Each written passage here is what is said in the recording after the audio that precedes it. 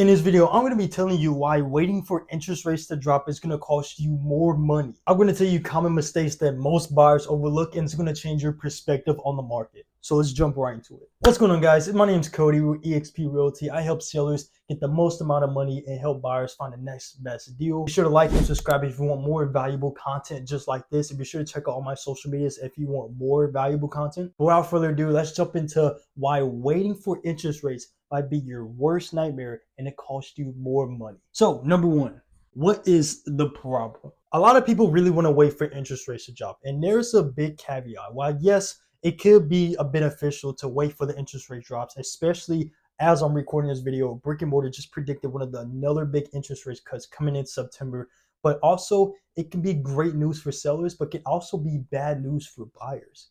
I'm going to tell you why. Because one, think about it. If somebody's waiting for interest rates to drop, and when interest rates do drops, demand spikes, and when demand spikes, you may not even get your dream home because there's going to be a lot more competition on the market. And while brick and mortar just predicted these interest rates, not only it can be more money for more sellers, but it's going to be more competition for more buyers. So especially for the first time home buyers, I'm going to give you guys a quick example of what it will look like. Let's say a $350,000 home at a 7% interest rate. That's going to be close to around about $2,300 a month. But let's say this 7% dropped to a 6%, which is great and all, but now this home will be worth $380,000 because the demand just went up. And now the payment is going to be around $2,700, which is going to be the same thing as this. You're going to be paying what, extra $100 a month just for this. You see what I mean by if the interest rates go down, the demand goes up. So it's really counterintuitive of what you're doing as a buyer.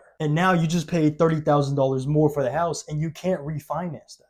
So that 30K could have gone to equity. It could have gone to improvements. So that is my logical explanation on why waiting for interest rates could cost you more money, because there's going to be a lot of demand, which is going to be, great for sellers because they're going to make more money. But for buyers, it's going to be so much competition on the market. And when there's a lot of competition, there's going to be a lot of bidding wars and a lot of demand creates a lot of bidding wars, and it's going to be great. It's going to be heaven for the sellers because they're going to make $50,000 more or over asking price, which is why it's going to be a great time. And a lot of sellers are waiting for these brick and mortar predictions because so they can make an extra 30 grand off you. But overall, let's look at the bigger picture.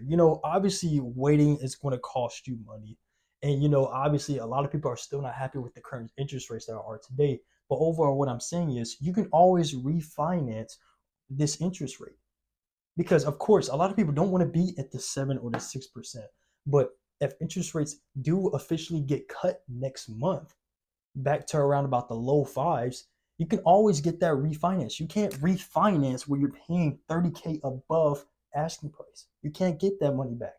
That's going to the seller. So if you're a buyer that's still waiting for interest rates to drop, I highly recommend that you should go on the market right now. Go find something. Then when that time does come for interest rates to drop, go and refinance. Overall, if you're a buyer and you're still kind of hesitant on going on the market to go buy your first property, or if you're a seasoned buyer, be sure to contact me down in the description below. Let me walk you through this and guide you on how to actually save the most amount of money and not give a seller $30,000 over and competing with other sellers. That way they're running your pockets, and that you can always have an advantage on refinancing your interest rate. But other than that, guys, I hope you enjoyed this short video on how the interest rates can cost you thousands of dollars.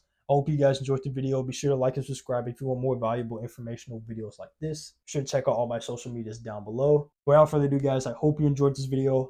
I'll see you in the next one. Let's get it.